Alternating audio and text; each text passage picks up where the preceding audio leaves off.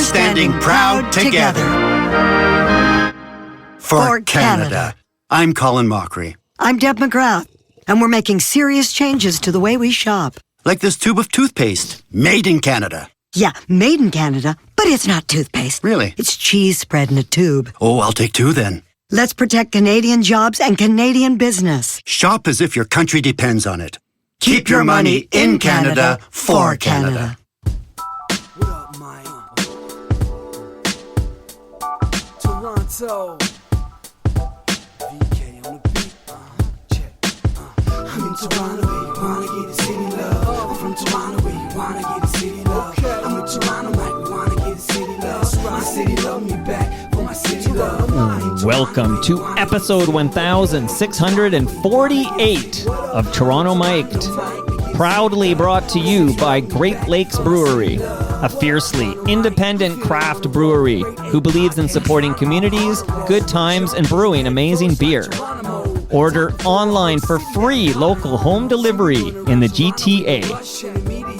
Palma Pasta. Enjoy the taste of fresh, homemade Italian pasta and entrees from Palma Pasta in Mississauga and Oakville. RecycleMyElectronics.ca. Committing to our planet's future means properly recycling our electronics of the past. Building Toronto Skyline, a podcast and book from Nick Iones, sponsored by Fusion Corp Construction Management Inc. and Ridley Funeral Home, pillars of the community since 1921. Joining me today, making his Toronto Mic debut, is Scott Thompson. Welcome, Scott. Thank you very much. What a pleasure it is to meet you. How are you? How you doing these days, Scott? I'm doing very well. How about you? I'm good. I'm actually mildly anxious about world news. I feel like I'm inundated. Mildly? Well, only because our premier Doug Ford put this surcharge on electricity going to the States, and then I screen cap from Truth Social. Are you on Truth Social, Scott? No, Thompson? I am not. But I might be lying. So yeah, you're there under an alias. You gotta. Well, it's Truth Social, so I don't know what that is. Is that like Blue Sky? Is that what that is? No. Blue Sky is where the sane, reasonable people are. You would love Blue Sky. Truth Social. Is wait. You assume I would like sane people? What is your feelings on sane, reasonable people, Scott? They're not as fun. That's true. Okay, so Truth Social is like the Donald Trump version of X. Okay. When X leans too far to the left, you go to Truth. So anyway, he's posting. He's doubling some. This is not a news show, Scott, but I'm just wondering, when you read about escalating trade wars with the United States, do you care? What are your feelings? Oh yeah, of course I do. I find it fascinating. I remember the first time he said it, I thought it's serious. I knew it, and I think that Trudeau made a big mistake. He didn't take it seriously enough, and he didn't basically meet Trump where he should have, which is he should have humbled him. And that's what I would have done. I would have said, "Suck my James Bay." That's what I would have said, because that's what he responds to. I think he was too weak, and I think that emboldened Trump to continue. So I'm fascinated by it, but I do think he means business. It's funny. It reminds me of when I was in high school. I had a teacher that taught us all about manifest destiny and said, "You wait, you wait."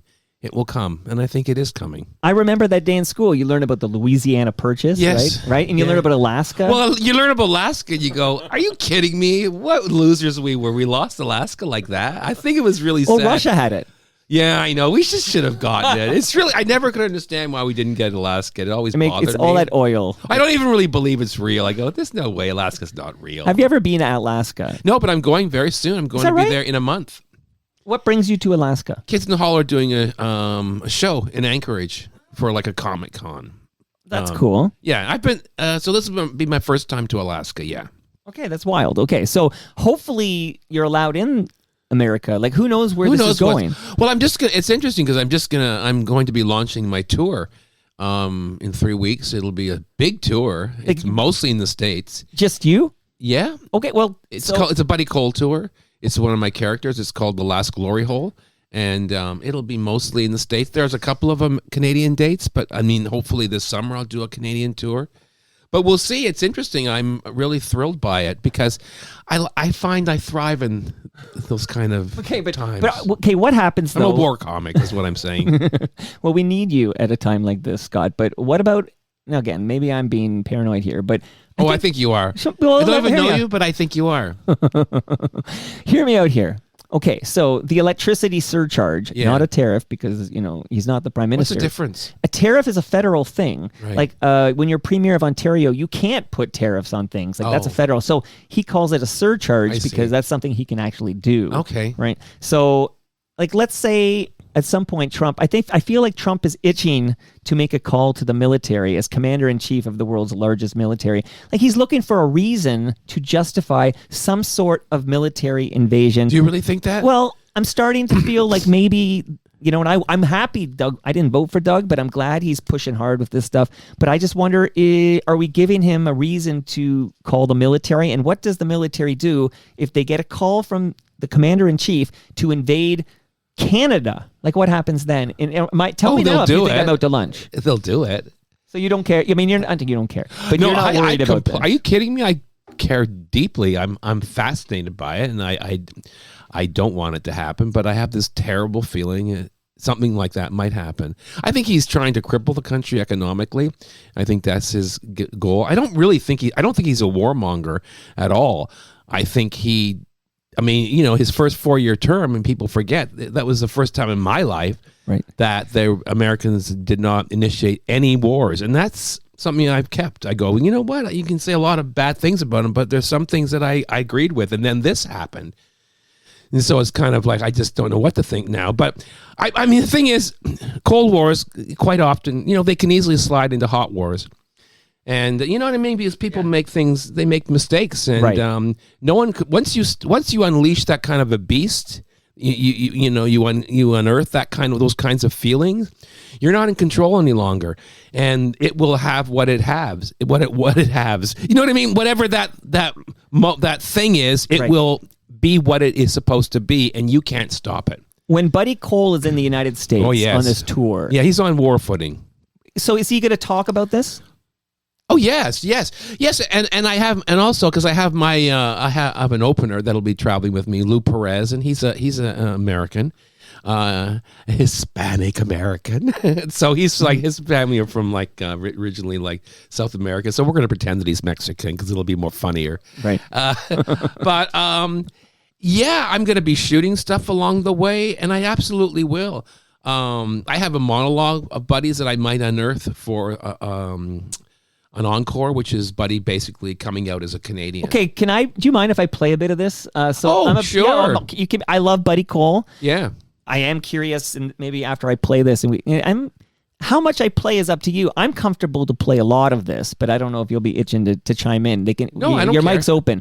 But then I do hope, and again, we're going to cover a lot of ground. We're just getting started here. But you asked how I'm doing, and you got a mouthful because you asked how I'm doing. That was your fault. Was that my mistake? Yeah. Never ask me how I'm doing because I'll answer it. I know people who, they go, how are you? I'm fine. They could have the worst day of their life. Their marriage is falling apart. I know their dog just died. They're foreclosed the mortgage or whatever. I'm fine. I'm actually not that way. You ask me how I'm doing, I'm going to tell you how I'm doing. Okay. So be careful. Okay. But here is some Buddy Cole coming out as Canadian. Listen.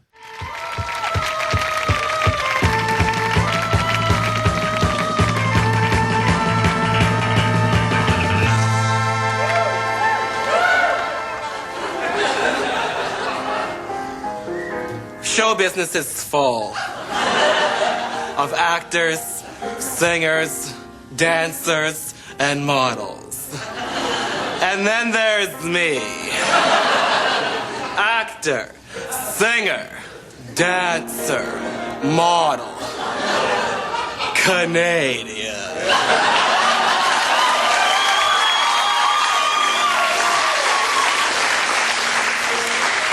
I can make the word Canadian sound sexy. Most people think that I'm from the States. And even worse, they think that I'm from New York. Because I'm so sexy. But New York isn't sexy. It's sleazy. Americans And it's funny know as 'cause New much York about is Canada sleazy again. as straight people That's right. do about gays. It was then, and then it got kind of like legit, and Right. now it's falling off a cliff again. So to the my good old timing is days. perfect. So glad you're resurrecting the Buddy Cole coming out as Canadian. This is a great bit I found, and I was I mean, I'd have to rewrite it. Like, I mean, I've been looking at it and going, geez, I'd have to rewrite this a little bit. I'm definitely going to have more jokes in it. But at the time when I did that, that was a radical thing to do, to come out as a Canadian. Canadian celebrities always hid themselves. I mean, they basically... assimilate into American culture. Yeah, that's because there's nothing that bores an American more than anything that has the word Canadian on it. Right.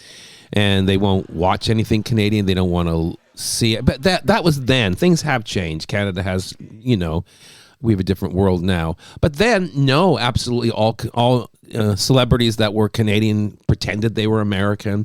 You never talked about it. It was considered almost taboo.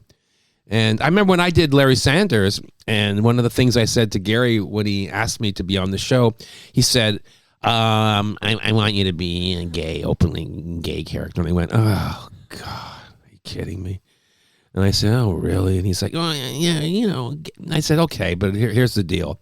If I'm gonna be a gay character on the show, then he has to be Canadian. And he was like, oh, that's a bridge too far. That's a bridge too far. But it was true. Like, so when I'm introduced as Brian, I'd say they know that I'm from British Columbia. And that was a big deal. Like, nobody did that. Everybody pretended they were American. It was actually, it was kind of radical. Now it's different. But so I'd have to change that monologue. But it was kind of, also to take a character like Buddy, who is like the definition of like decadence and sophistication and all that. And then also, tack on Canadian to that made no sense. But that's what makes it funny. Where did Buddy Cole come from as a character? Oh, Buddy Cole is so many things. I mean, he's my alter ego. He's kind of like the effeminate gay man that I tried to kill, which I can't. And, he's inspired by a guy that I fell in love with many years ago who was effeminate and but also had a lot of energy, like male energy. I don't know how to explain it, but he was like an alpha queen. And I'd always been I never liked that. It's probably set my own self-loathing. And I met this guy and I had a brief fling with him and he treated me terribly, which is the most masculine thing about him. And then he died as they all died back then. Everybody died. Jeez. And then I just decided to, I started imitating him and I'd never really even done that kind of a voice before. I'd never really fagged out or whatever you want to call it. And because I was afraid, it was like I was afraid that if I did that I would be like, my mother would always say, don't make a face because if the wind changes, you'll always have that face. And I thought, oh God, if I act like that, I'll always just be a screaming queen. Right. And then I just kind of went, well, this is part of me and I shouldn't be ashamed of him. And so I just started imitating this character, this person. And the first thing I started doing was with Paul Bellini. He had a video camera at the time. He was one of the first to get one. Right. And we were young gay men who were in the middle of a plague. So we didn't really have we should have been sowing our wild oats, but we didn't want to die. So we decided to sow our wild oats kind of like creatively. And so Buddy Cole became kind of an outlet for basically my sexuality. For both of us, and he just would film me and I would just constantly improvise and the character came from there. And then I met the kids in the hall and that was it.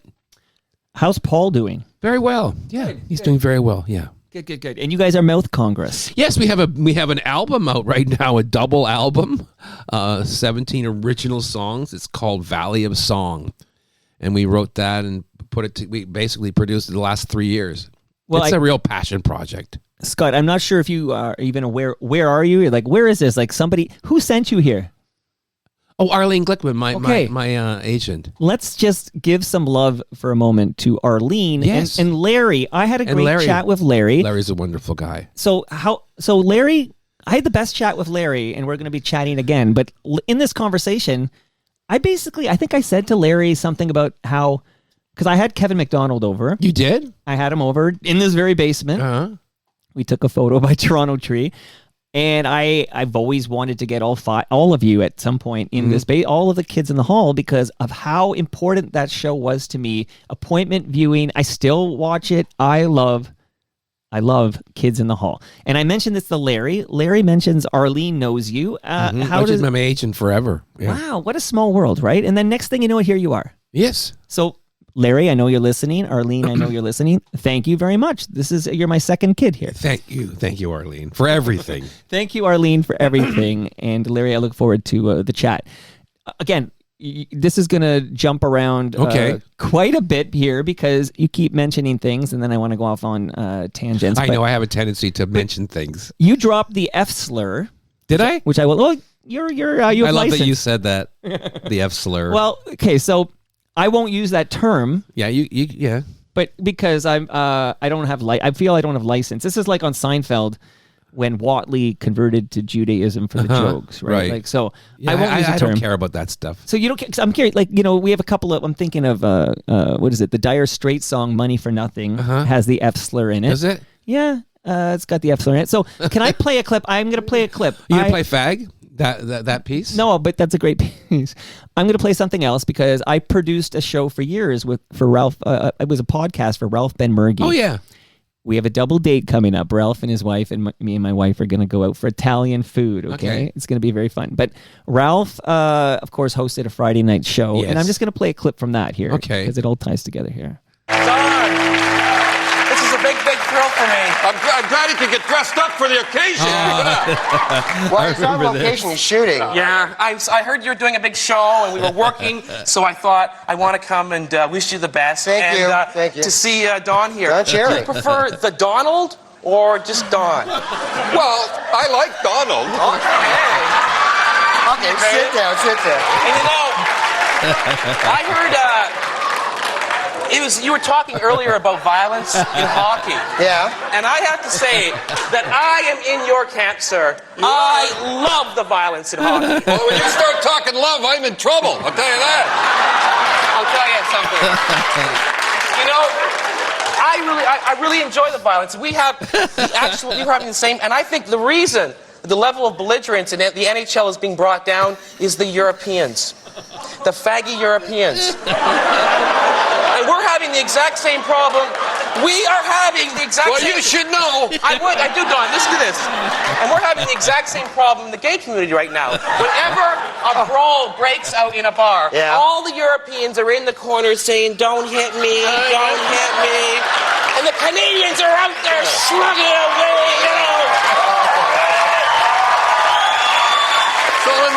So when they say don't hit you... And I'm snuggling with him. So when the fags in the corner say don't hit them, what do you do to them? You kiss them. I know, that's it. So tell the listeners what we heard there. That's me and Don Cherry on the Ralph Ben-Mergy show. And you were cuddling up like. Oh my God! I haven't had that kind of chemistry since. I've never had that kind of chemistry with a man. I love Don Cherry. I think he got really screwed. I think Canada did him bad. Well, Rogers did that. Rogers, they did it. They did him wrong, and I think he should never have been treated the way he was. And I think that was one of my favorite moments ever in Canadian television, because you could see him change. You could see him shift. You could see him sense where the winds were blowing. And he just went, boom, he changed. Because at the beginning, he's doing limp wrists and he's doing this kind of thing. And then you can see him kind of sense, oh, this isn't going well. The audience likes this guy. Right. And then you can see him kind of like go, I kind of like this guy. And he kind of, I know how to, I grew up with men. I know what men like. I know what men respect. I have so many brothers. And I could see Don, I knew there was no hate in his heart. And I just went, this guy's just trying to figure it out. So I didn't, and then you can watch it, kind of look at each other like we're kind of similar, right? Like I'm a scrapper. Right. And he's a scrapper, and he can recognize it. And I think by the end of that, it was kind of a love fest. And, and I just think that's really interesting. I just really believe that people can change, and that people have their personas, and then there's the real thing. And it's just, I think, a fantastic moment. I'm so proud of that moment. So that was live? Live, right? That was a Friday night with Ralph and Murgy. Yeah, when Canada had a talk show and when Canada basically had I was going to say a culture, but what I mean is Canada wouldn't do that now. Why won't Canada do that now? Like, why? We got lost. Because that only lasted, I think, 18 months, before about they pulled that, the plug. yeah. And then it was like Yeah. Rita McNeil came in. Yeah. Right? Yeah. And Ralph and I talk about this a lot. And then at some point, there is a Mike Bullard show. Yeah, But that's long gone now. And I had Ed the Sock here last week. Ed had kind of a night. He had a thing. At least there's a Canadian-made thing. Why not have Scott Thompson host a Canadian talk show? Late night talk show. Well, I think, I don't want to Because you're not available. I think I'm too old for that right now. I think that, I don't feel old, but I think that I would give it to a younger person. I think in my time, I think I would have been a very good talk show host. It didn't happen, but I certainly wouldn't mind. I think we need it. I absolutely do think this country needs it. And, I would say that the Canadian culture, CBC in particular, need to stop worrying about ticking boxes and start worrying about just getting talent and letting it grow and nurturing it and forgetting about all this nonsense that's keeping us apart. That's what I think. I know there's a popular show. Mark Critch has a popular show in Newfoundland. But these Canadian-bred shows are few and far between. And I'm just going to point something. So my wife was a fan. Of Children Ruin Everything. Oh, yeah. My God, yeah. She said, so we're watching this Plex server, and she's like, this is the final episode. Like, literally the final episode of the series, and not the season. I'm in it. And I said, yeah. They're in a park somewhere in Toronto. Like, it's unabashedly Toronto. It's a fine show. And there you are. And I said, hey, that guy's visiting us next week, basically. So you're in this final episode. But that show, which was a decent show, it was. Is no longer. Aaron Abrams is a fantastic actor. He's a star. Kurt Smeaton created it. He's a brilliant man. But you never hear anyone talk about it, which is sad. It's sad that we don't support our art. And Bruce was a regular on that show. Bruce yes, McCullough. he was. I heard that later. When I did this show, I went, what? Bruce has been a regular. Yeah, he's like a city councilor or something. Oh, okay. In that show. Or yeah, he's a city councilor, Toronto city councilor. Anyway, it's kind of a shame. Like, It is. Like the kids in the hall. Because Kevin was here and he gave me a tip. We're coming back to Prime. It was like on the down low, and I didn't say a word about it or whatever. Yeah. But so many questions. We have to get to the kids in the hall portion of this show. But will there be more kids in the hall? I don't know. There certainly won't be any on Amazon. So not if I'm around. Not if they want me in it. Tell me why. I don't know if you have enough time. I will make time for that. Amazon was an incredibly difficult experience. I'm still wounded from it. Well, this is a safe space, Scott. The censorship. No, it's not. The censorship was over the top. It was the worst we've ever experienced. Yes. And the difference is that the censorship came from the left, not from the right. And that's what was most disturbing. Basically, it's like, oh my God, the call's coming from inside the house. And I'd never really experienced that before. We were making that show in the middle of the pandemic and in the middle of a cultural revolution where basically society kind of just went, oh no, old white men, they're garbage. I think that's how we were treated. And I know that's difficult to say, but we were treated absolutely terribly. And I've never experienced anything like it. So it was like almost like we were in the maw of a kind of a cultural revolution. And I feel like we tried our damnedest. And I think that the COVID and the separation of people, it kind of hurt us because we could be separated. We weren't allowed to be together. And, it was rough. All of our material had to be vetted by the DEI and GLAAD. And these things are not right. And I just went, this is wrong. How is it that in this time, 2022, that I'm the one being treated like I'm the enemy by the people who I help make assholes? Well, this is so disappointing to hear, Yes, Scott. it is, but no one talks about it. It was really good. Yes, but it could have been better. Of course. It could have been, okay, it's great, because we never do anything. We never do anything that's not great. Well, that actually is true. But we at that time in history, we were not allowed to push the envelope. We were not allowed to talk about certain things. Not allowed. Can you tell me what things you were? You were not allowed to talk about anything. You weren't allowed to talk about gay stuff, trans stuff, racial stuff. Really? You weren't allowed to talk about COVID stuff. You weren't allowed to talk about anything that went against the narrative. But you're a gay man. That's right. But I'm Spoiler. I'm a white gay man. And racial politics at that time were exploding. And at that time, I believe that all I was seen as was an old white man, not an old gay man, but that's what would happen. And I mean, it's difficult to talk about, but that's the truth. And it should never have happened. And I'm so proud of what we did because you just can't stop us. But I would never do that again. I would never go back into that world. Well, I mean, things have blame you. changed, but we just happen to be making our show at a flashpoint. I know this is making you really uncomfortable. No, you know what? I actually appreciate the honesty because I had no insight into this. I can't pretend. I'm just never good at that. Well, that's why you're the perfect guest, and that's why, according to Arlene, you're going to be here every week. Is that right? Can I make the announcement until you're on tour? But Buddy Cole? for example, you love Buddy Cole, but I was not allowed to do Buddy Cole monologues. Wow. I submitted 7, and they were all rejected. I shot one called Mutilated, which was about circumcision, and then they wouldn't allow it to go because it touched on something you weren't allowed to talk to. You weren't allowed to talk about religion. Let me just say that. You couldn't talk about anything about Muslims or Jews. And that's what circumcision has to talk about. That I do this section where I talk about how Muslims and Jews both circumcise their infant boys, and that's why there's always war in the Middle East. Because they're always angry because their first memory is of a beloved religious figure attacking their genitals with a knife at brunch. Well, it's funny. And they wouldn't allow it. Oh, So I did shoot it. So that kind of, in many ways, kind of broke my heart that, oh my God, and I'm suddenly, the people that I helped are now coming for me because I'm not woke enough. And that was heartbreaking. And Buddy Cole was just, And that I couldn't do. That's why these shows are happening. That's why I'm doing The Last Glory Hole. That's why I did King. Because I went, you can't stop me on stage. Like live, you can't stop me.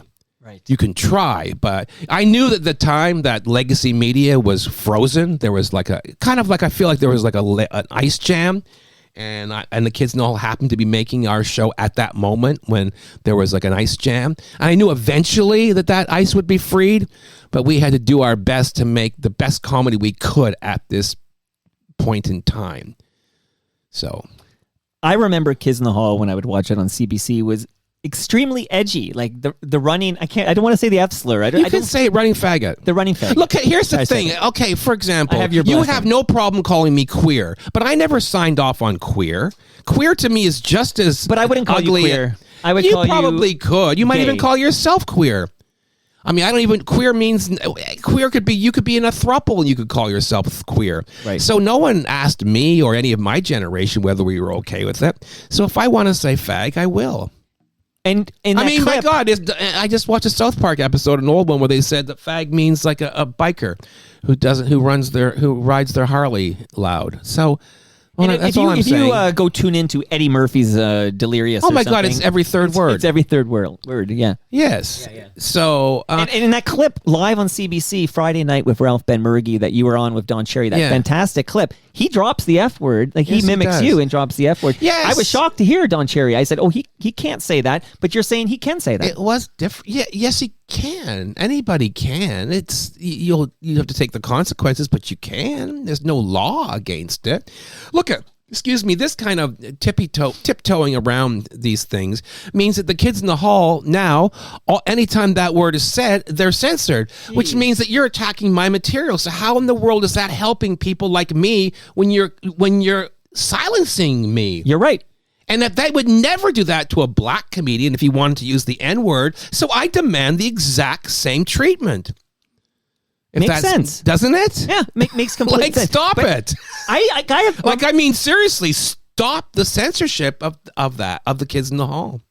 But so Amazon was doing that. But why not? Lord, yeah. why not? And then we'll see what happens with this next federal election, because if the Conservative Party wins, I know Pierre Poilievre has pledged to defund the CBC. This is like one of his promises. Right. Well, I would rather he reform the CBC because, let's be honest, they need to be reformed. It is a mess. Because here I am sitting, just a guy in his basement, Scott. Just a guy talking to Scott Thompson. You're not on CBC, are you? No, I'm not. No, of course.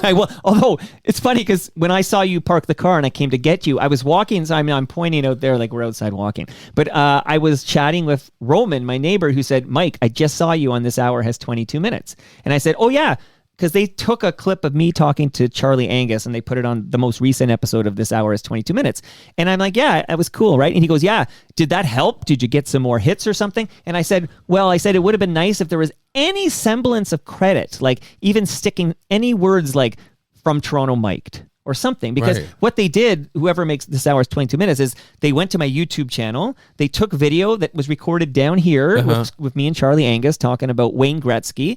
And they put it on This Hour Is 22 Minutes. They broadcast it nationally. There's nothing in the credits. There's nothing on the screen. Really? So Wow. if you see me in my McGill hoodie, shout out to McGill, talking to Charlie Angus, and you know Toronto Mike, then you're like, hey, that's Toronto Mike. And if you don't know Toronto Mike, you never will, because there's zero credit anywhere. Oh, I'm sorry. That's sad. You know, but They you just said you're not on CBC, and I realized I just had a chat about how I had my moment on CBC uncredited. But why doesn't CBC bring you home and reboot, like give you guys some free reign to be your hilarious selves and give us a new season of Kids in the Hall without the interference that you experienced at Amazon? Because they've lost their courage. Jeez. Because they've gotten lost in the world of ticking boxes.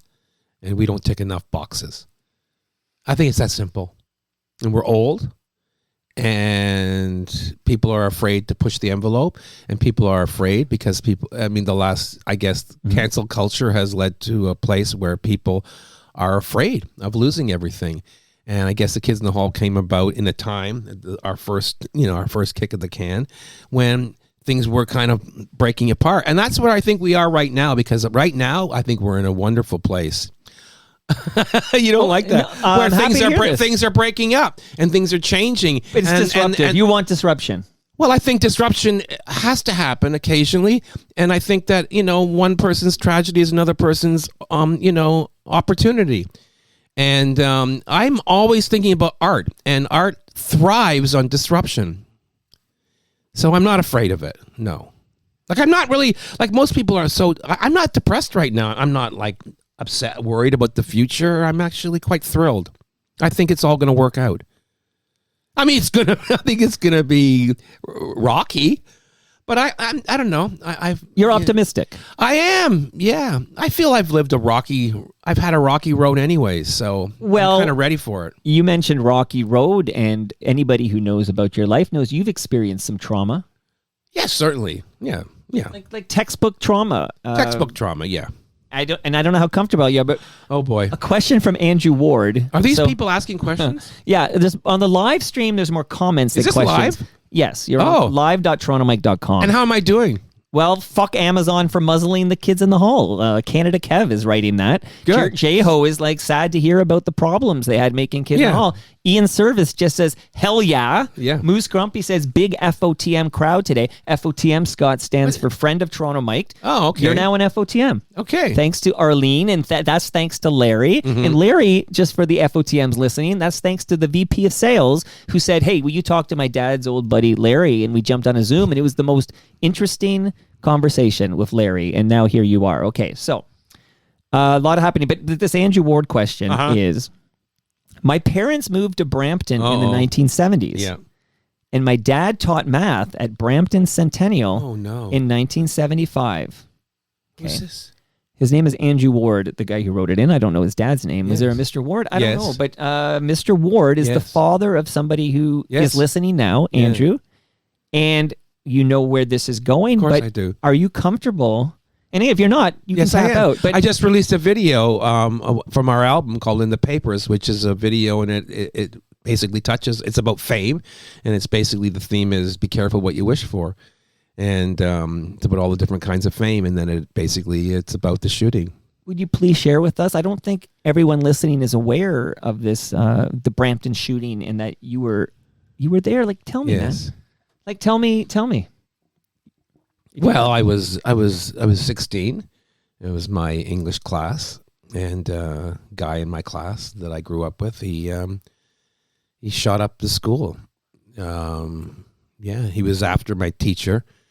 It was our homeroom, and I was running to class, and when it erupted, and he shot, I think, 16 people. 3 died.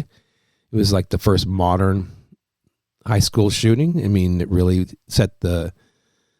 it basically set the tone. It was kind of the template for so many shooters that came afterwards. It's a hell of a long time ago, but it happened here. And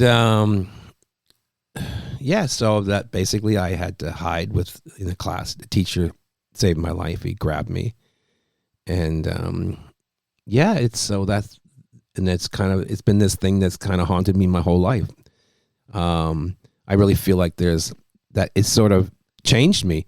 And also it was a time when people didn't talk about trauma. They didn't understand what those things did. Right. Canada was much more English. It was very much stiff upper lip and move on. If you don't talk about it, it will go away. And it doesn't really go away. I mean, you put it in its place, 'cause that's what trauma is, But it changes you. Like, I think it kind of, in a way, help. I mean, it's sort of the kind of comedian that I am. I sort of run towards danger. I'm not afraid of it. The thing about it that's hard to talk about, even though I've talked about it before, I keep saying it's hard to talk about, and then I talk about it. But like, it was a terrible day, but the other part of it is that it was a great day because I made it. I survived. And so I have this kind of weird thing where there's nothing more exciting than to survive something that they say you can't survive. And it's like comedy where people say, "Oh, you can't make a joke about that. You're not allowed to talk about that." And that to me is like a red flag to a bull. They always say red flag stop, but when you're a bull, it means go. Right. And I always think, you know what? I think I can. I remember one of the most, how do I explain it? One of the greatest laughs I ever got was when we were hiding. In 1975? Yeah. Like during the Brampton Centennial Secondary School shooting. Yes. You were telling jokes? Yes. Because I remember the principal came on, and he was telling us to stay where we were and explaining, not really, just saying there was gunmen. We thought there were 3 gunmen. And he was telling us, keeping us calm. But you could hear him, he had a crack in his voice, and he wasn't crying, but he was about to cry. And when he finished, I remember saying, "Well, it's certainly no Churchill." And I got a big laugh. And I think that's the laugh I've been looking for my whole life. I'm no psychiatrist. Yeah, I know. I mean, please don't diagnose me here. No, it's not diagnosis. It's more of the fact that in this heightened, I mean, most people are shitting bricks at this point, right? Pissing their pants. Well, I was doing that as well, but my coping mechanism is to tell jokes. Right. But honestly, I didn't panic. I didn't fall apart. I was really proud of myself. Like I just, I'm a pretty hysterical person. I don't mean I'm funny. I mean I'm but I was quite together. And I don't know. I just thought it was, I remember another funny thing was about half an hour into it, we still weren't being rescued. I opened my lunch because I was hungry. And I remember eating an egg salad sandwich and someone going like, "Jesus, stop it. Can't you have something less smelly?"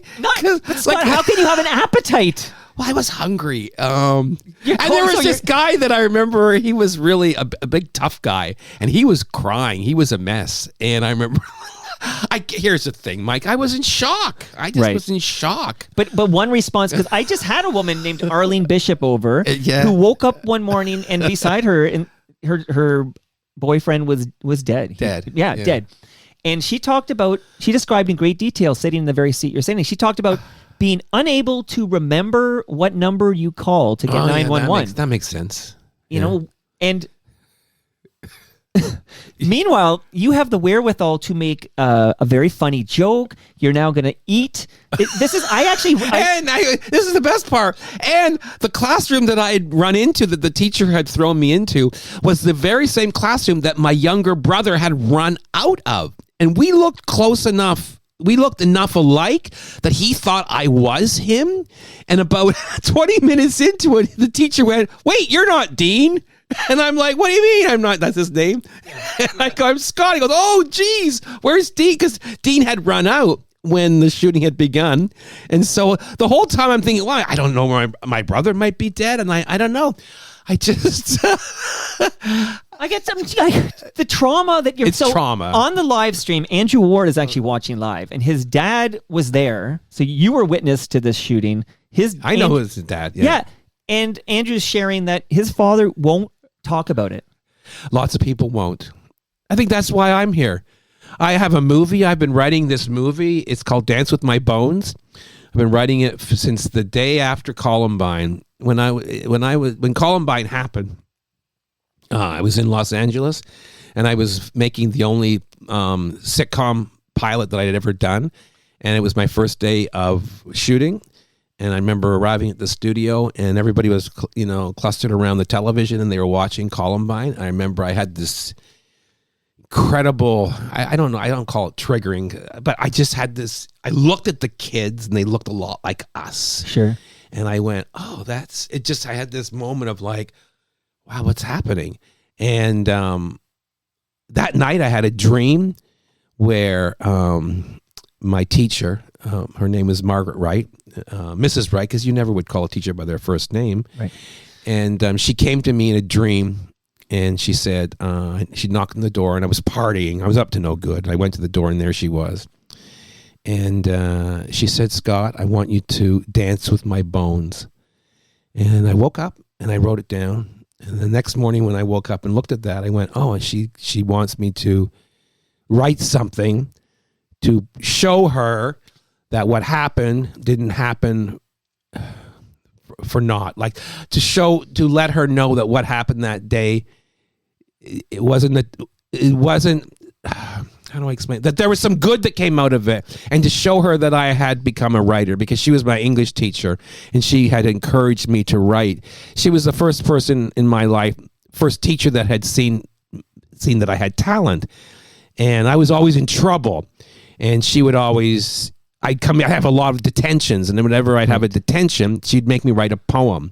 And if she liked the poem, she'd let me out early. So he killed her. And then, so that's a big deal when, and so I basically, that next day, I just started writing. I had no idea what I was going to write, but I just knew that I would eventually write a film or a novel about, inspired by this day, that would show her that I had done well.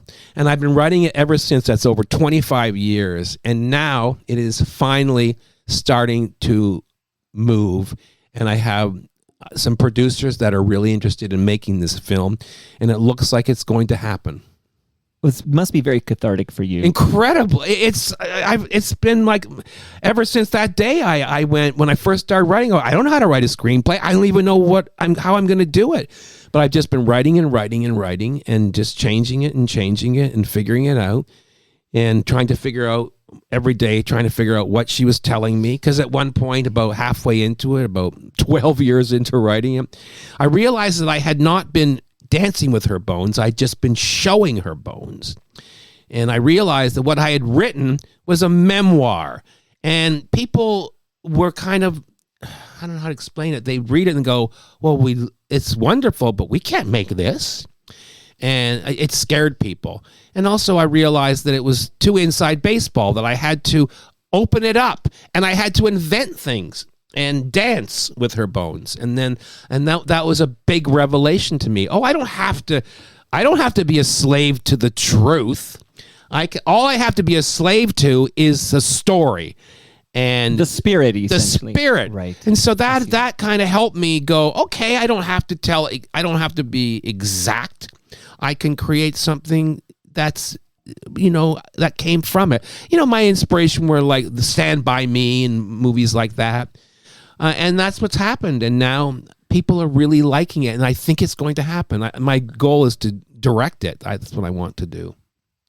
I can't wait to see it, firstly. But what day in 75 did this terrible shooting occur? Wednesday, May 28th, 11:38 a.m. Okay, because are you aware we're about to have the 50th anniversary of this school shooting? It's going to be... Yes, I am. That's as rounded... I mean, I just turned 50, so this number is the roundest number you get. Well, really. that's why it's going to happen. Right. Because it needed that. It needed 50 years of seasoning. Do you know what I mean? Yeah, I get marinated. I can see that. And now you're ready. Yeah, even the screenplay that I'd written before that I thought was going to get made, I'm glad it didn't get made because it wasn't ready. Right. I hadn't lived enough. For example, there's people in the script that I didn't understand the way I do now. And particularly the father character. I mean, before I was much more I didn't have a great relationship with my father, and there was part of the screenplay kind of he wasn't as fully fleshed out as he is now because my father's gone now, and I made up with him, and the last 5 years of his life were very difficult, but I really got to love him, and not just love him, like him, and that was hugely important. And so he became a much more fleshed out character. And the other main thing is the killer. I could not really, I had to invent, I'm not going to say his name, and I knew him, but what I've been searching for so much of my life is why. So I had to take this story and I had to give it a why. So I had to eventually go, okay, I'm going to explain why I think it happened. It doesn't mean that that's what really happened, but I'm going to invent something. I'm going to take all the things that we thought about as kids and all the things we talked about, and I'm just going to go for it. Because I got so caught up with worrying about, oh my God, I want people to, their memories to be, honored and all the rest of it. But then I realized it's a story, and the only thing I want people to do is kids to come away from it. I want people to be incredibly entertained and moved and all of those things. But I want them to know that there is a life after trauma, and it does not have to stop you in your tracks at all. That if you can use it to, in some ways, illuminate your life. Well, you did exactly that. I think so. And it started with the Churchill joke. Yeah. And that joke is in the movie. Okay. So, a lot to process in real time, but I do very much appreciate the fact that not only are you willing to talk about this, but with such honesty. And I can only imagine, because when I was, Scott Thompson, your first thoughts are Kids in the Hall with Buddy Cole, all the great Kids in the Hall skits. And then you think Larry Sanders Show, another show I loved. Yeah. And then you realize that where does this funny come from? This edgy humor come from? It was born that day in 1975, possibly. Yeah, that's definitely hugely important.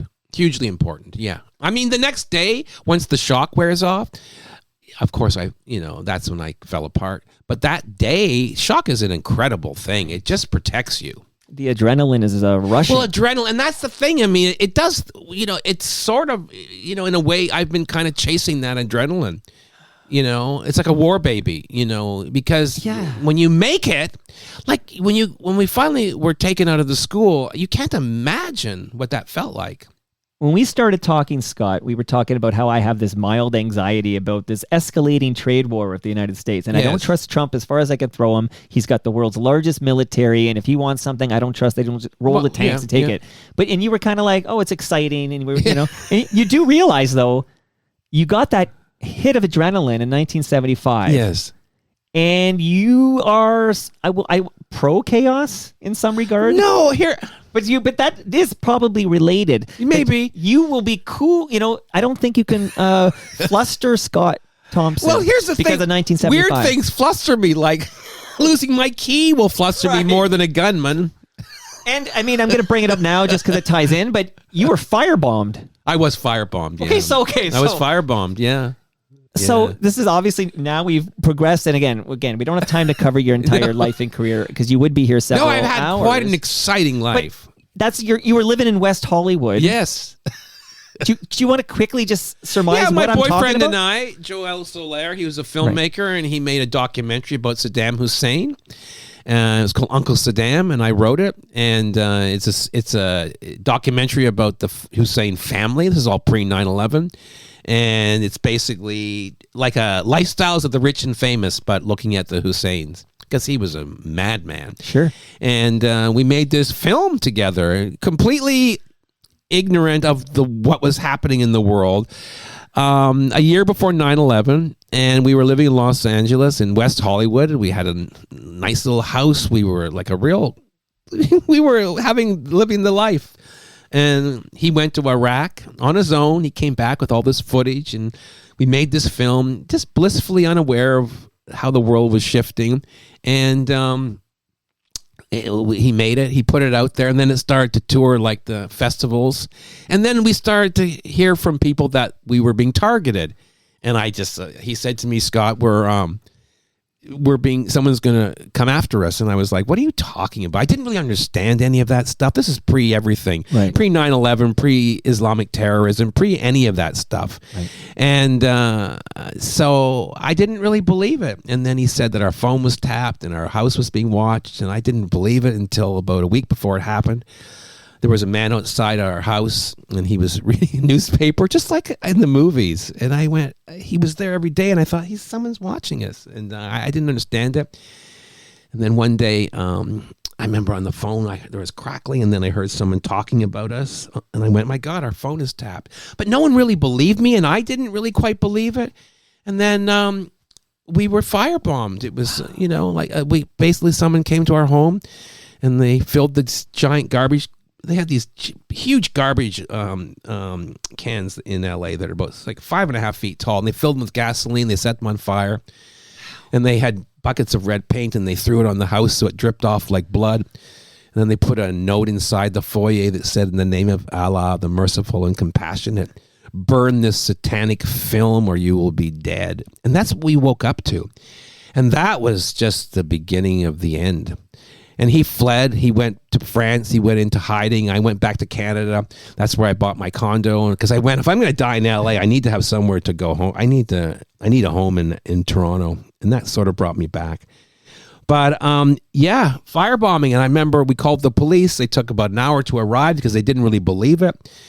It was the day after Halloween, so they thought, they're just two gay guys. They're just panicking. And so it was a gay bashing.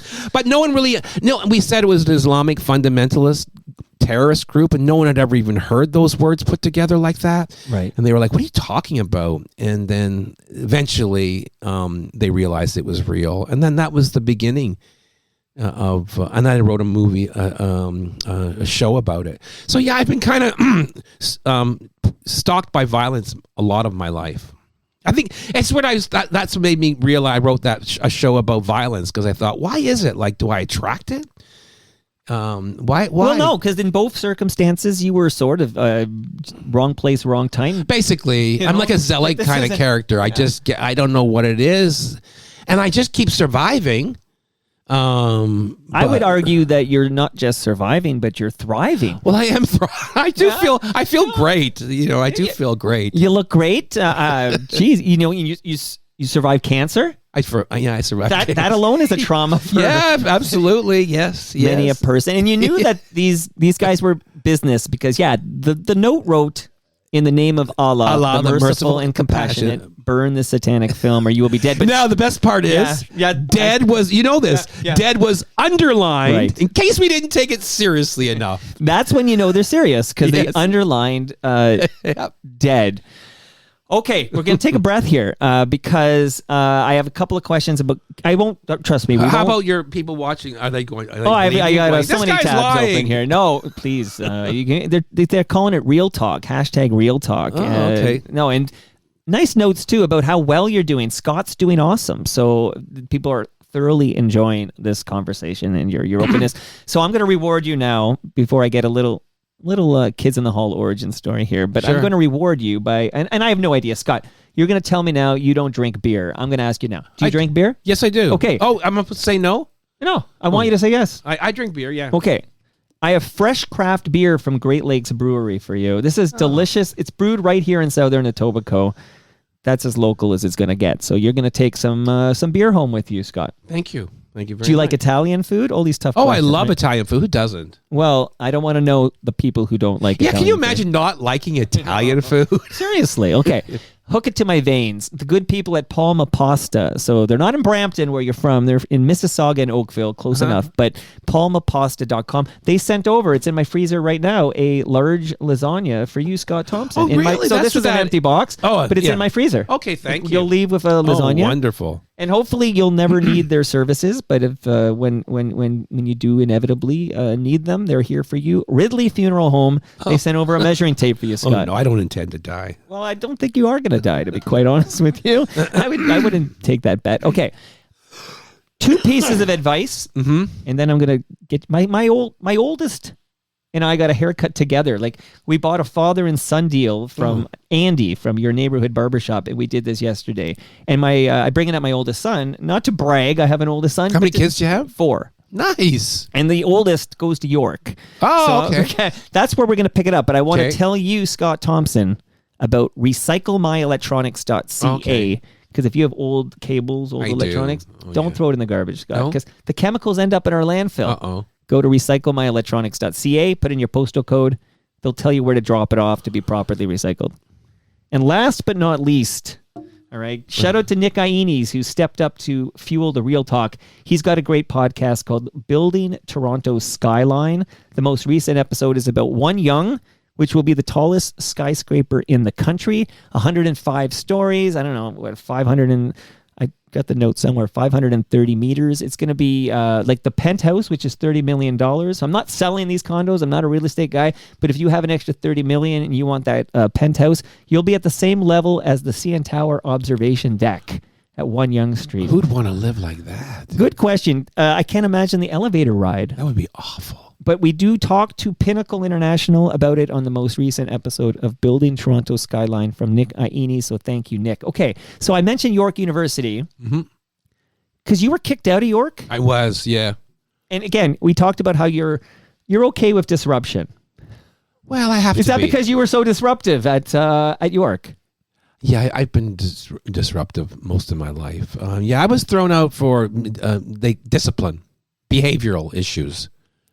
And but I guess you were disruptive. I shouldn't Scott? laugh. You were disruptive. Yeah, I well, was. You laughed when there was a shooter killing your friends. Well, I didn't. So you can laugh at this. I didn't laugh. I made people laugh. You made people laugh, Yeah. right? Which is amazing, by the way. That story is amazing. But so you're kicked out of York for being disruptive. But I'm curious, maybe, and I know you can't go in great detail. And shout out to Paul Myers. Okay, Paul Myers is back in the calendar. He's going to be in this basement. Oh, okay. Because he wrote a book about John Candy. Yeah. Did you ever meet John Candy? No, I did not. I remember I was at Just for Laughs, and he was rehearsing. He was hosting, and I was also there. And I remember being in the audience watching him rehearse, but I didn't have the courage to introduce myself at the time. So he's one of the only ones from SCTV that I did not meet. Well, there's a book coming out about John from Paul Myers, who wrote the definitive book on Kids in the Hall, big part of the documentary on Prime, which all Kids in the Hall fans have seen. Although, fuck Prime, fuck Amazon. Well, here's the thing. Amazon. I wrote this joke about it recently. I go, look, when 5 white men go up the Amazon, not all of them are coming back. It's like when a group of middle-aged white men go up a river, whether it's the Amazon or the Kalahulawasi, in Deliverance. Of course. They're not all coming back intact. Squeal. That's all I'm going to say. Jesus. Okay. Someone had to squeal like a pig, didn't they? What a great movie. Okay. It is a great movie. How do I see the footage that was shot but never aired on Prime? Do you have it on a hard drive somewhere? Some of it, yes. Wink, wink. Any way that finds its way to me? I hope so. I hope eventually if there was I'm just telling you, because now you know where I live. If a package arrived, yeah, that would be it. and it was no, Yeah. Here's the thing. I think the Kids in the Hall have done the last couple of years. We've been doing these shows where we do the banned material, and we could do that. We could perform all week. There was so much material that wasn't allowed. So shameful. It is actually. I have memories. I have a memory because I loved Kids in the Hall, and I remember there was somebody who was dead, and he died of AIDS, I suppose. And and he was like, it was cancer. Oh Because yeah, of yeah. this stigma Tony attached. Baldwin. That was Surf Cop. And I remember reading somewhere that it was going to air in the States, and they were going to, I don't know if it was HBO or wherever the hell it was airing, but they were changing that or something. Oh, yeah. So there was content that aired on Constantly. CBC that couldn't air in the States, even back in the 90s. That's right. There was stuff that couldn't be shown on HBO. I mean, Think about that. We HBO? should be proud of that. And there's things that there were things that wouldn't be allowed. I mean, so much that what we did then would not be allowed.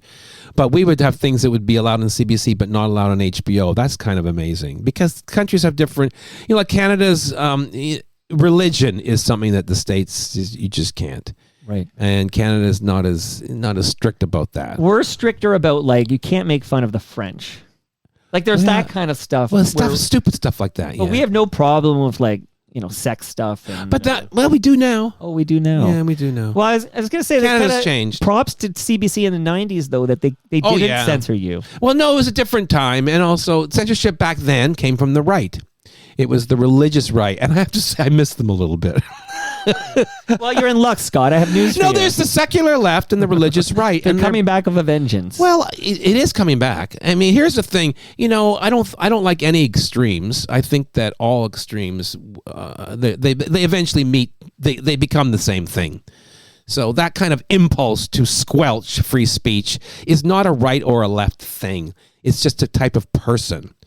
Do you know what I mean? It's an impulse, but it has nothing to do with left or right. Yeah, to me, my rules, and I love dark humor, what do they call it, gallows humor, whatnot. I think it's if there's hate towards a person, I don't find it funny if the joke is, oh, this guy's gay. I don't find it when the joke is punching down on a... Well, who decides who's punching up and who's punching down? Think about that.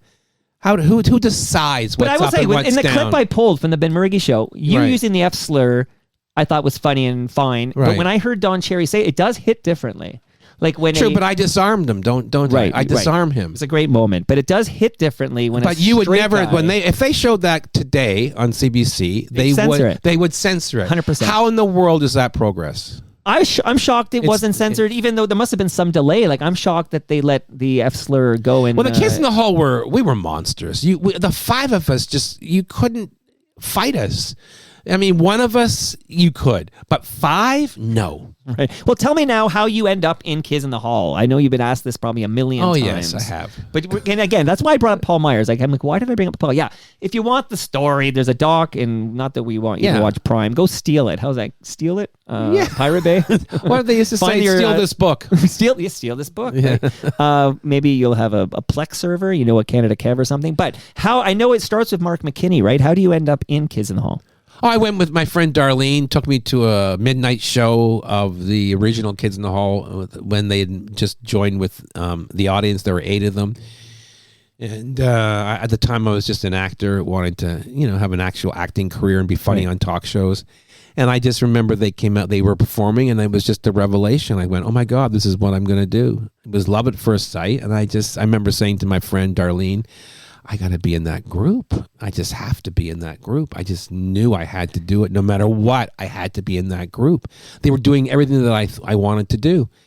And so I noticed that, I don't know, I don't know why I did this, but I noticed that under the seat there was donuts taped.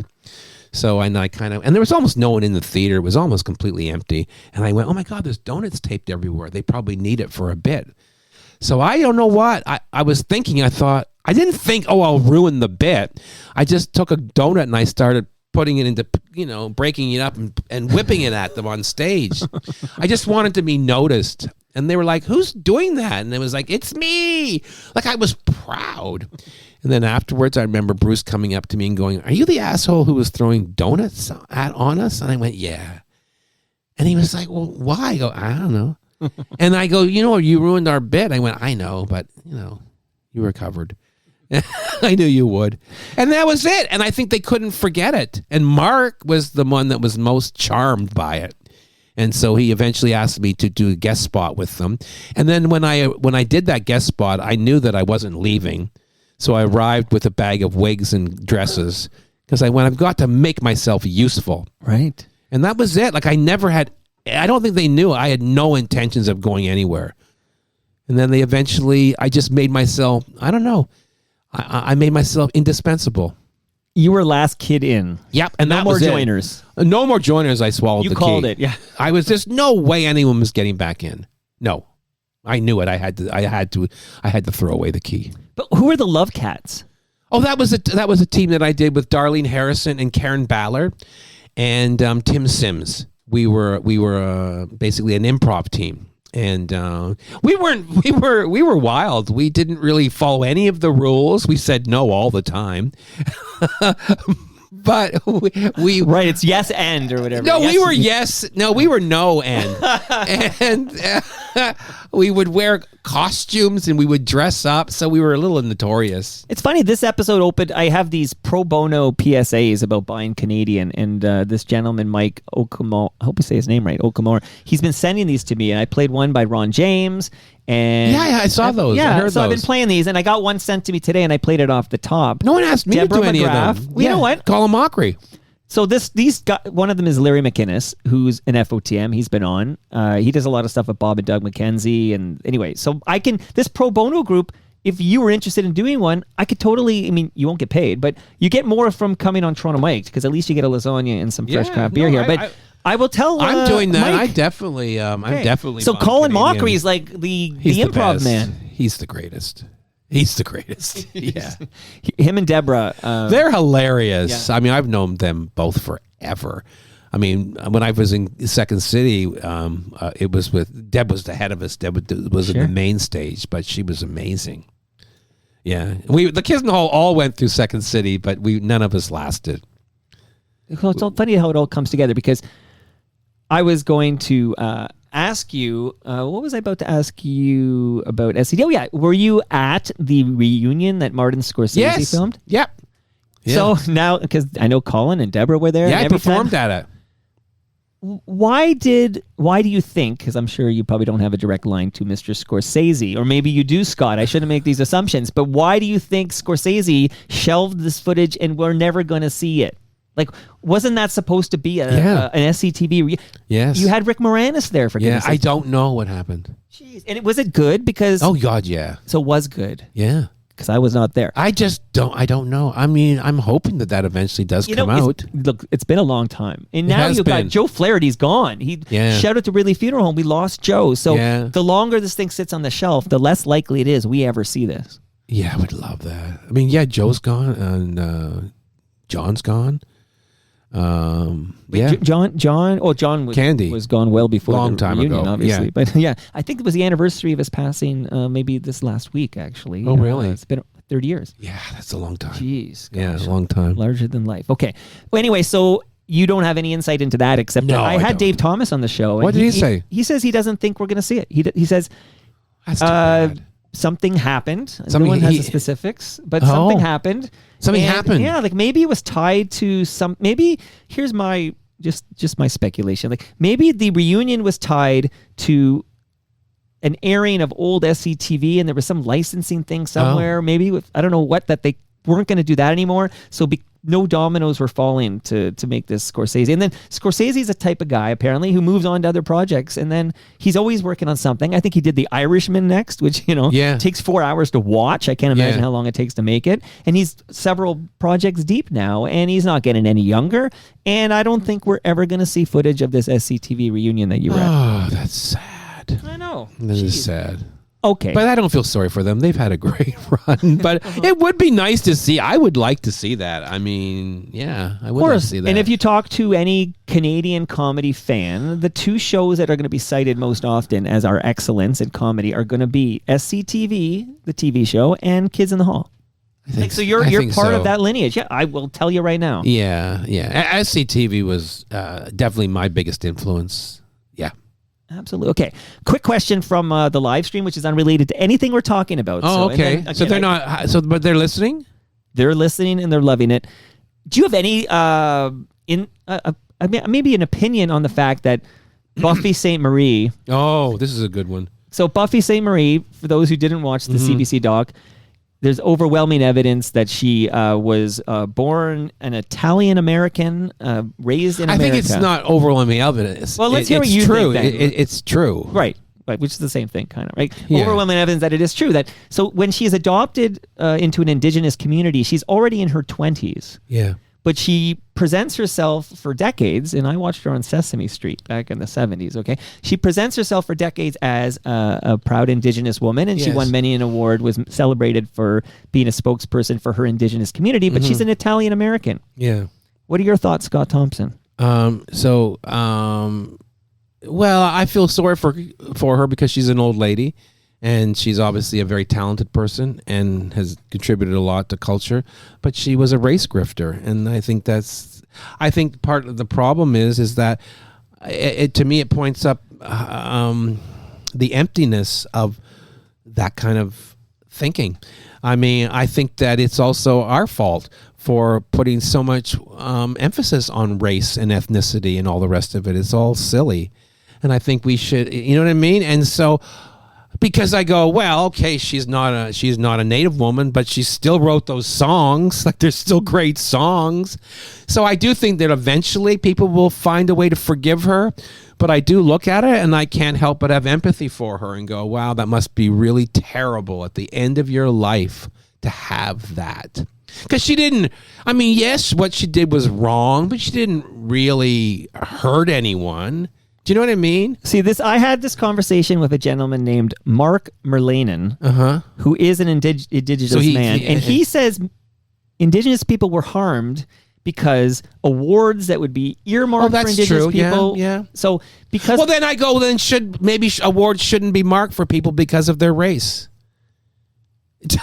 Ultimately, at the heart of it, maybe this is pointing up that maybe all of it's silly. Like, why should anybody get something for their race?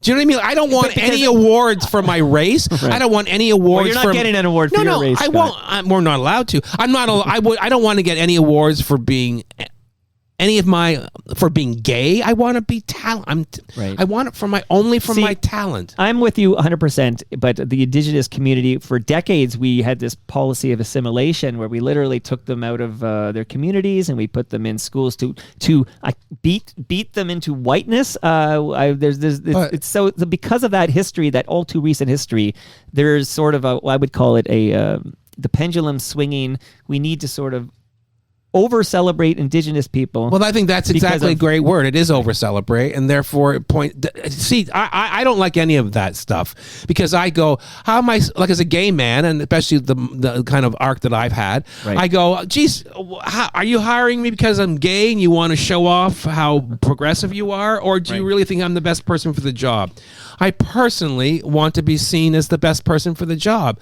So I do hope that we can let go of all this stuff. Because I don't think it's helping. I really don't think it's helping any longer. I think this hyphenated world that we live in today is actually working against us, and we need to leave it. We need to leave it behind. But Canada is a cultural mosaic, right? Like you have, your Italian community, your Greek community, the Russian community. What community are you from? Tell me. No, I'm a bit of a mutt. So no. Okay. Stop it. Tell me, who are you? What are you? My grandfather on my dad's side came from Cork, Ireland. Right. My grandmother on my dad's side came from somewhere in Scotland. Right. And on my mom's side, everybody came from Dublin many, many generations ago because they've been in Canada for a very long time on my mom's side. Okay. So what about you? Your turn. I'm pretty much the same. It's all boring. All of it's boring. Your ethnicity is so boring. Right. But ours is boring. No, I disagree. All ethnicity is boring. It's all boring. It's all boring. I think identity politics is incredibly boring. No, that's very interesting to hear your take on that. But to Mark Merlanen, who is an Indigenous man, he is out with a group to expose pretendians. Yeah. So there is pretendians are people who pass themselves off as Indigenous. Well, now we have a lot of pretend-gays, people that call themselves queer. Right? Well, think about people that call themselves queer that aren't actually homosexual. So they had a threesome once in college, and now That's they're queer. right. Or or a woman thought about eating pussy. Like, it doesn't make you. You're not. So I think there's an awful lot of that going around now because I think it's a way for as you could say, garden variety white people like you. It's a way to peddle yourself out of whiteness. To make yourself more interesting, and I think it's embarrassing, and I think you should stop it. Speaking of eating pussy, Mouth Congress. Yeah. See, that's a segue, Scott. Okay. Well, that's what Mouth Congress means. Right. So Paul Bellini, and those who watch Kids in the Hall, Paul Bellini was the guy in the towel. Yeah.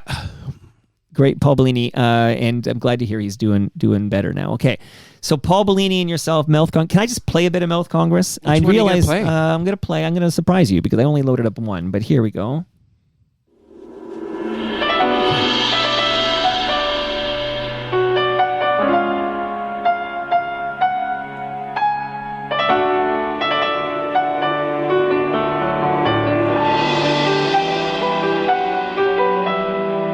Gather round and hear our tale of the girl on the mountain and the boy from the vale. She milks her goats, which he churns into cheese. Every opportunity she's down on her knees. Living in harmony, living in peace. Mountain goats provide them with milk and with fleece. One day, no warning, soldiers arrive, rounding up vermin, the ones still alive. Soldiers rough them up, tear the clothes off the boy, examine his manhood, which is not of a goy.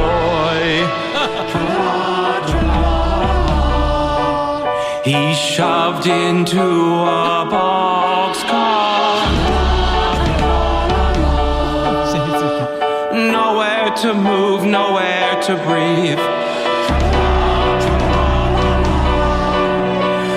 Train starts a-chugging. What can a mere girl do? At first she is frozen. I don't want to bring it down. Okay, Girl on the Mountain. Yes. So just... It's a Holocaust love story. We need more Holocaust love stories, okay? I bet you would have been a laugh riot in the Holocaust. I feel like that would be enough trauma for you to rise to the occasion and tell jokes. I feel there's been movies. Wasn't that... What was the... Jerry Lewis? Didn't Jerry Lewis... The Clown Who Cried. Yes. Yeah. Oh, man, that's the one... That's on my bucket list. God, I have to see that movie.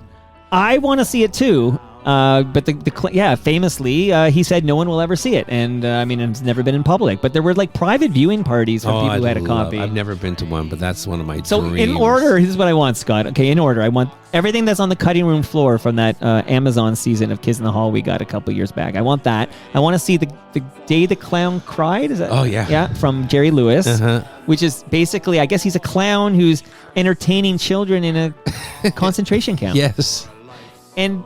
Yeah. I've heard a lot about it, obviously. So never seen have I. it, but okay, I'm fascinated too.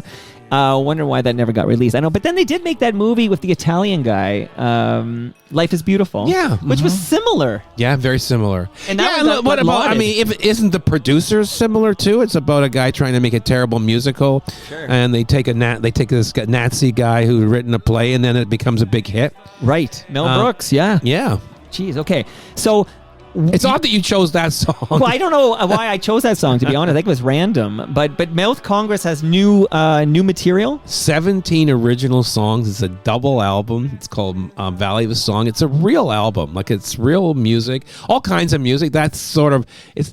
They're all kinds. It's that if you think that's going to be like that, that's a very piano song. Right. But it's rock, it's punk, it's cool. It's all kind. It's Bellini. soul. It's all kinds of music. And there's lots of funny songs, but they're not all funny.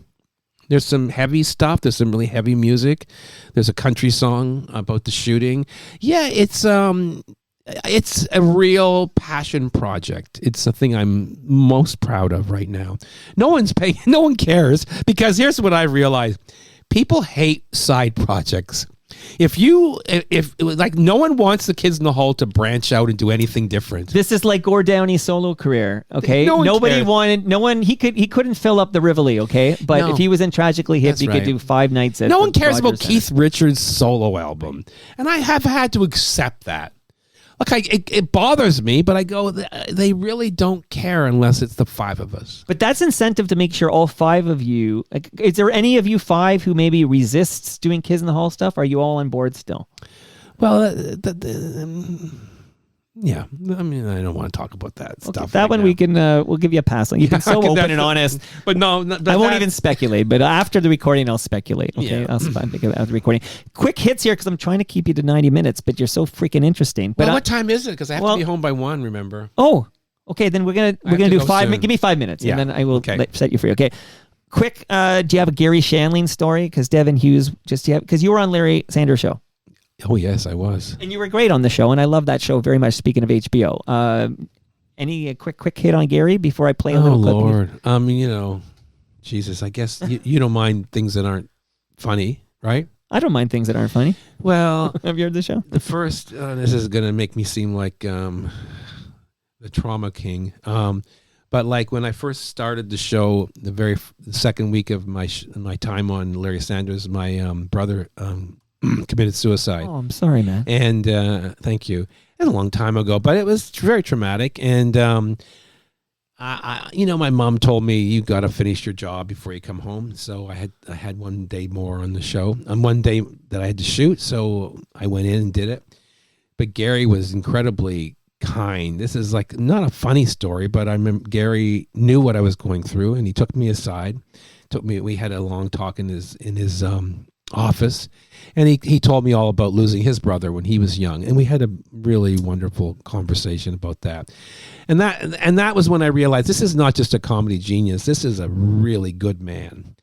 And he just shared with me how difficult it was for him to lose his brother, and losing my brother is probably the worst thing that's ever happened that I've ever had to go through.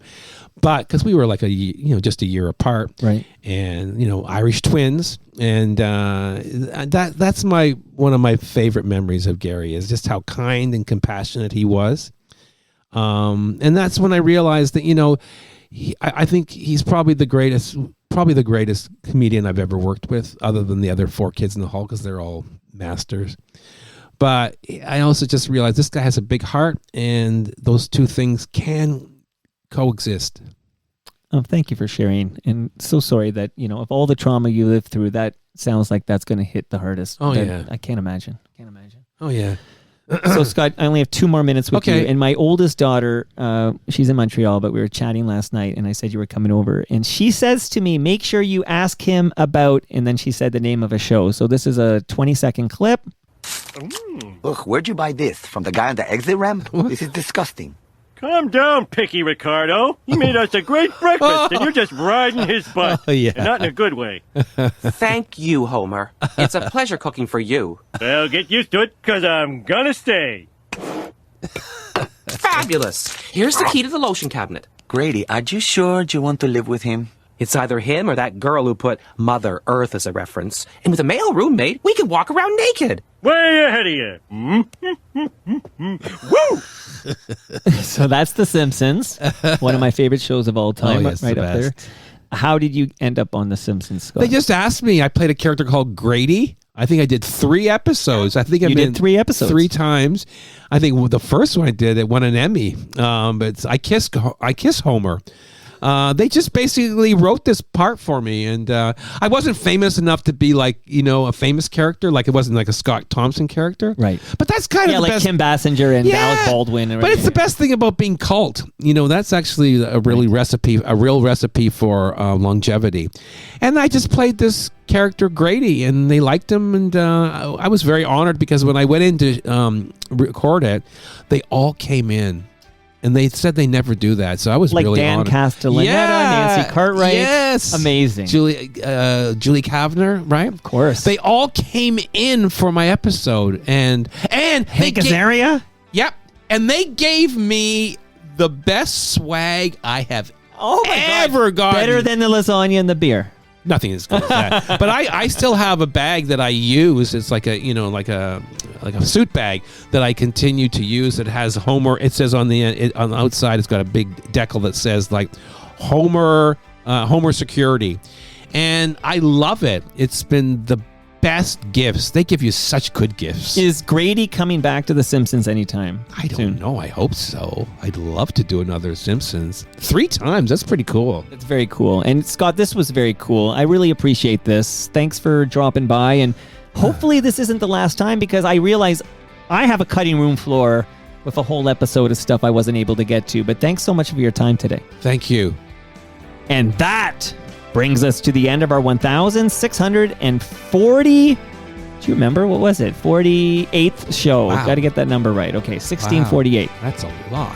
Go to torontomike.com. And only 2 kids. I still have 3 more to go. Go to torontomike.com for all your Toronto Mike needs. Much love to all who made this possible. Again, that's Great Lakes Brewery. Scott's got his beer. Palma Pasta, I'm going to grab his lasagna before he drives away in his cyber truck. Did I see you in a cyber truck out there? You did, yes, absolutely. I'm going to drive it off into the lake, though. Don't worry, I'm burying it. Palma Pasta, that's what you're getting, that lasagna. RecycleMyElectronics.ca and Building Toronto Skyline. And of course, our dear friends at Ridley Funeral Home. Subscribe to Life's Undertaking. See you all tomorrow when Ali Weinstein makes her Toronto Mike debut. She made a great documentary about Ontario Place. We'll be talking tomorrow. See you then.